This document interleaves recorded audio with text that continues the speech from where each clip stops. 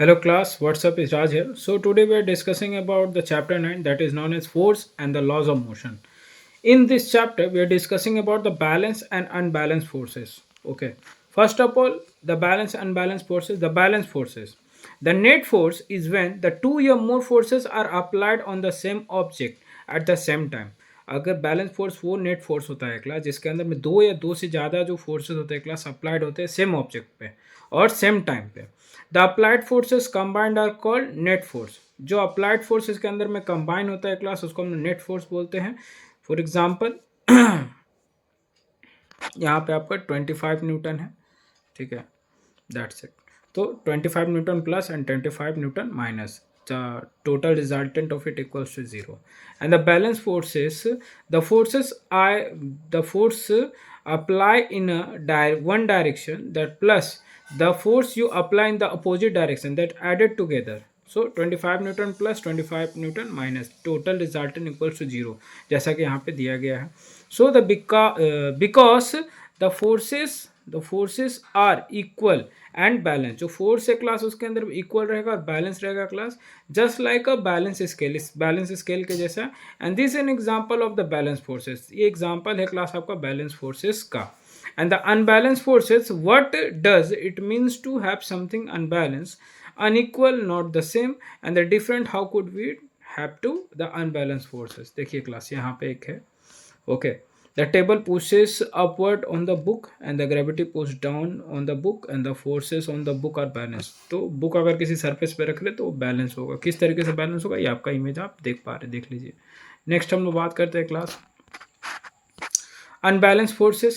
A force is applied in a one direction and either another smaller or large force is applied in the opposite direction, or no force applied at all in the opposite direction. So these things are known as unbalanced force. And the unbalanced force, if I have a chair and I push one side of it with a force, okay, of 50 newton, and you push other side with the 25 newton, will the chair move? Which way it move? The direction in which the most force is applied, and what is the net force. So unbalanced force is equal to 25 newton minus 25 newton and 25 newton. These forces are unequal, so the forces are considered unbalanced forces. So unbalanced forces, they push the chair in a one direction with the 25 newton and you push the chair in the same direction 25 newton force meter. Will the chair move? No, because this is unbalanced force. So on the calculation of the testers of the balance, you can measure the particular things are there. उसके बाद देखते हैं class laws of motion. तो Newton's का first law of motion होता है class, second law of motion होता है, थर्ड लॉ ऑफ मोशन इसके अंदर में होता है क्लास. अगर फर्स्ट लॉ ऑफ मोशन की बात करें class, an object at rest will stay at rest. Okay, अगर कोई ऑब्जेक्ट है वो रेस्ट के अंदर में है और रेस्ट में ही रहेगा वो. An object in motion will stay in motion at a constant velocity. Okay, अगर कोई ऑब्जेक्ट है मोशन पे है और मोशन पे ही रहता है वो कांस्टेंट वेलोसिटी के साथ, unless acted upon an unbalance force. अगर कोई अनबैलेंस फोर्स इसके अंदर में नहीं लगा, अनबैलेंस फोर्स लगने के बाद में क्या होता है क्लास, उसके अंदर में मोशन प्रोड्यूस होना स्टार्ट हो जाता है. An object at rest will stay at rest and the object in motion will stay in motion at a constant velocity. So unless acted upon bye unbalance force, इसके द्वारा जो काम किया जाता है वो अनबैलेंस फोर्स के अंदर में आता है क्लास. नेक्स्ट हम लोग बात करते हैं क्लास न्यूटन सेकेंड लॉ. अगर न्यूटन का सेकेंड लॉ देखेंगे क्लास, इसके अंदर में क्या आता है, if the net force on an object is not zero the object will accelerate. Okay, अगर नेट फोर्स ऑब्जेक्ट के अंदर में जीरो नहीं हुआ तो ऑब्जेक्ट एक्सेलरेट करेगा. And the direction of the acceleration with the same, जो डायरेक्शन रहता है एक्सेलरेशन का वो सेम रहेगा class as the direction of the net force, जितना नेट फोर्स का डायरेक्शन के अंदर में रहता है. The magnitude of the acceleration is directly proportional to the net force applied. जो मैग्नीट्यूड होता है क्लास एक्सेलरेशन का वो डायरेक्टली प्रोपोर्शनल होता है जो नेट फोर्स उसके अंदर में अप्लाई होता है. And inversely proportional to the mass of the object, जो इन्वर्सली प्रोपोर्शनल होगा यानी उल्टा होगा जो मास होगा उसका ऑब्जेक्ट का. And mathematical symbol provide a convenient short hand for all of this. देखिए क्लास यहाँ पे जो इक्वेशन है वो आपका एफ डायरेक्टली प्रोपोर्शनल टू, ठीक है, ए होता है, लेकिन कांस्टेंट के लिए हम लोग F equal to M A कर देते हैं class, A equal to F of net divided by M. तो दीज आर द फॉर्मूला. ठीक है, जहाँ पे अगर मान के चले मास 10 kg है और ग्रेविटी आपका 98 न्यूटन का लगा हुआ है फोर्स, तो एक्सेलरेशन कितना हो जाएगा 98 डिवाइडेड बाई 10, यानी एक्सेलरेशन 9.8 मीटर पर सेकेंड स्क्वायर। तो these are the mathematic equation are there. और अगर मेरा 1 kg का मास रहेगा तो कितना होगा क्लास, उसमें भी आपका जो एक्सेलरेशन रहेगा वो 9.8 मीटर पर सेकेंड स्क्वायर ही होगा। डिपेंड करता है क्लास कि फोर्स कितना लग रहा है, ठीक है। यहाँ पे देखिएगा 9.8 न्यूटन का फोर्स लग रहा है और वेट कब का 1 kg है, ठीक है। बस यही है class, thank you.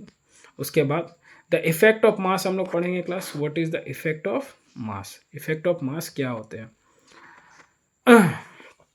A force applied to an automobile will not have the same effect as the same force applied to a pencil, ठीक है। ऑटोमोबाइल पे जितना आप फोर्स लगाएंगे वो बराबर नहीं होगा जितना आप एक पेंसिल पे लगाएंगे। An automobile resist the accelerating much more than a pencil because it has more inertia और मास। क्योंकि एक ऑटोमोबाइल में क्या होता है, उसमें ज़्यादा पार्ट्स लगे होते हैं, उसके अंदर ज़्यादा चीज़ें लगी होती है, इसी कारण का वजह से वो मूव नहीं करेगा और उसके पास पे ज़्यादा इनर्शिया और ज़्यादा मास होगा क्लास।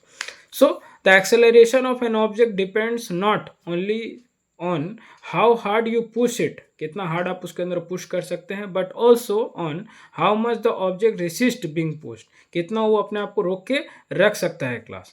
तो what is the effect of the mass acceleration? क्या इसका इफेक्ट होता है mass acceleration? This is to, ठीक है, turns to out to be quite simple if I wonder about it.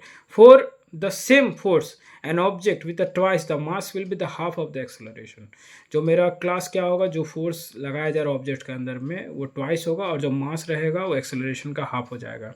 If it had 3 times the mass the same force will be produce the 1/3 of the acceleration. याद रखिएगा, जो मास अगर इसमें अगर 3 times कर दिए, जो फोर्स इसका में प्रोड्यूस होगा वो 1/3 हो जाएगा क्लास एक्सेलरेशन का। सो 4 times the mass given the 1/4 the acceleration and so on. So the type of relationship between the quantities double, one get half the other is called the inverse proportion or inverse variation, in the other words is done. Okay, next is called class Newton second law of motion. Newton second law of motion के अंदर में क्या होते हैं, the acceleration of an object, okay, the acceleration of an object dependent upon both force and mass, दोनों के ऊपर depend कर सकते हैं।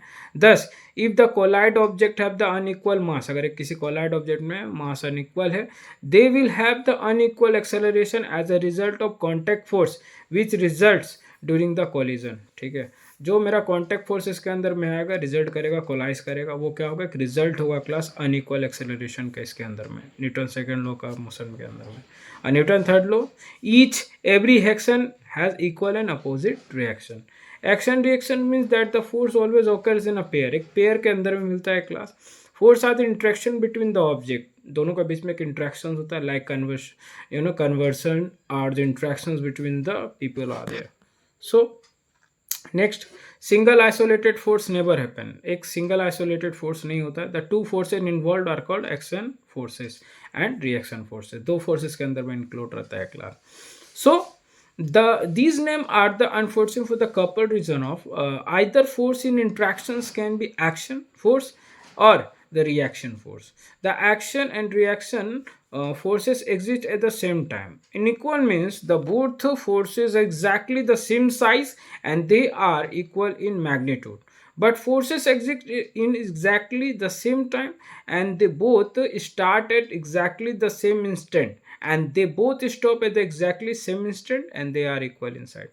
So this is the reason that for example एक ऑब्जेक्ट है क्लास, एक रॉकेट को इमेजिन करते हैं हम लोग, वो रॉकेट ऊपर जा रहा है, तो वो ऊपर जा रहा है क्लास, ऊपर फोर्स लगा के जा रहा है, लेकिन एक्शन का रिएक्शन भी तो हो रहा है, वो नीचे के ऊपर में भी अपना वो फ्यूल को कंबस्ट कर रहा है, जला रहा है, जलाने के बाद में ऊपर जाता है क्लास। सो फ्यूल उसका जलता है क्लास, ठीक है। उसके बाद class opposite means that the two forces always act in opposite direction, ठीक है। अपोजिट का मतलब होता है कि जो दो फोर्स होते हैं क्लास वो एक्ट करते हैं अपोजिट डायरेक्शन में एग्जैक्टली 180 डिग्री अपार्ट, 180 डिग्री जो उसके अंदर में अपार्ट होते हैं, देखने के लायक होते हैं। So next, Newton third law of motion, in every interaction there is a pair of forces acting on a two interacting objects, ठीक है। जो पेयर ऑफ फोर्सेज एक्ट करते हैं उसके अंदर में, उसमें दो इंटरेक्टिंग ऑब्जेक्ट होते हैं। The size of force on the first object equal to the size of force of the second object. जो साइज रहता है फोर्स का, जो फर्स्ट ऑब्जेक्ट का होता है, साइज ऑफ फोर्स होता है सेकेंड ऑब्जेक्ट का इक्वल रहता है। So the direction of the force on the first object is opposite to the direction of force in the second object, and forces always come in pair. Equal and opposite action reactions for the pairs are there. So Newton third law of motion applied the collision and between two objects. ठीक है, Newton third law में क्या होता है, दो object के बीच में जो कोलाइज होता है उसी के बारे में हम लोग बात करते हैं। In a collision between two objects both objects experience the force which are equal in magnitude but opposite in direction. So we know that class कि दोनों का क्या होता है क्लास, आपका मैग्नीट्यूड हम लोग का इक्वल रहता है और डायरेक्शन अपोजिट रहता है। और such forces cause a one object to speed up, momentum gain करने में बहुत ज़्यादा मदद होता है class, and the other object to slow down lose momentum, momentum को लूज करने के काम में आता है। So according to Newton third law the forces on the two objects are equal in magnitude are there. ठीक है, दोनों मैग्नीट्यूड में इक्वल होते हैं क्लासेस के अंदर में। इनर्शिया और मास देखेंगे क्लास क्या है। Inertia is the tendency of an object to resist any change in motion. अगर इसका मोशन चेंज हो रहा है क्लास तो वो आपका इनर्शिया के अंदर में आ जाएगा। And object will continue, okay, object will continue to move at the same speed in the same direction. ठीक है, वो जो ऑब्जेक्ट कंटिन्यू करता है क्लास के अंदर मूव करता है वो सेम स्पीड से आता है क्लास, आपका सेम डायरेक्शन से आता है। And unless the acted upon by the unbalance force, अगर उसके अंदर में कुछ अनबैलेंस फोर्स लग रहा है तब होगा। And inertia and mass of a bowling ball roll down and the road would eventually come to stop. ठीक है, जैसे कोई बॉल को आप मतलब फेंक रहे हो इस तरीके से इमेजिन करते हैं, तो वो जो बॉल रगड़ाते हुए आता है तो वो एक सर्टेन टाइम के बाद, एक सर्टेन फोर्स के बाद वो बंद हो जाता है क्लास। क्यों होता है, क्योंकि उसके अंदर जो इनर्शिया होता है, जो उसके अंदर फोर्स होता है, उसकी वजह से वो चीज़ बंद हो जाता है class. So the friction is unbalanced force that causes the ball to stop or slow down. Okay, first of all, and without the friction, the ball would keep going. अगर फ्रिक्शन नहीं होगा तो बॉल जाते रहेगा। So the inertia and the mass of bowling ball and the tennis ball have the same inertia. दोनों का inertia जो होता है क्लास सेम होता है। सो अगर बात करें class inertia and the mass, if you have the same tennis racket, I through the tennis ball at you, what will be happen? If you had a tennis racket and threw the bowling upon you, what will be happen? And why could the change of the motion of the tennis ball, not the motion at the bowling ball? So the mass is the amount of matter in an object. तो mass होता है class, amount of matter होता है object के अंदर में, and the bowling ball has a more mass than a tennis ball. ठीक है, बॉलिंग बॉल का ज़्यादा मास होता है as compare to tennis ball, क्योंकि टेनिस बॉल बहुत छोटा होता है एज कम्पेयर टू अगर आप बॉलिंग बॉल देखेंगे तो। The greater the mass of the object है द ग्रेटर द इनर्शिया। अगर मास ज़्यादा है तो क्लास क्या होगा का इनर्शिया भी ज़्यादा होगा class. So this is called the mass measurement of inertia. Last but the not list law of conservation momentum क्या होता है class. In a close system the vector sum of moment before and after an impact must be equal. अगर मान के चलिए कि अगर कोई मेरा मास m1 v1 है, ठीक है, और बिफोर दोनों जॉइंट हो गया मतलब कोलाइज किया m2 v2 है, तो आफ्टर दैट क्या होगा, एक्सटर्नल फोर्सेस इंटरनल फोर्सेस लगने के बाद भी वो m1 v1 dash plus m2 v2 dash होगा, यानी internal and external objects are the equal in a closed system. That's it. Thank you so much. Please like, subscribe and share my channel. How much you can. Jai Hind, Jai Bharat.